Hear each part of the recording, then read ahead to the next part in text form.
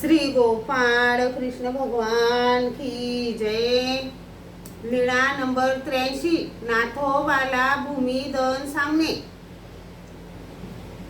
एके दिवशी सर्वज्ञ रात्री लघु स्वभावाला देवळाच्या पश्चिमेकडे गेले। सोबत नाथोबा होते। तेव्हा प्रकाशाचे जाड दिसू लागले। नाथोबांनी विचारले, जीजी हे जाड कशाचे? सर्वज्ञ म्हणाले, हे तेथील भूमिधन।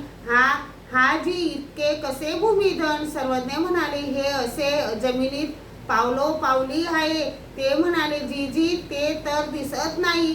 सर्वज्ञ म्हणाले, पायाळू पुरुषाला दिसते अथवा आमच्या सन्निधानी असणाऱ्याला दिसते। जोगेश्वरीला सर्वज्ञांचा 15 दिवस मुक्काम होता। मग आषाढ लागताच सर्वज्ञ निघाले। श्री गोपाळ कृष्ण भगवान की जय।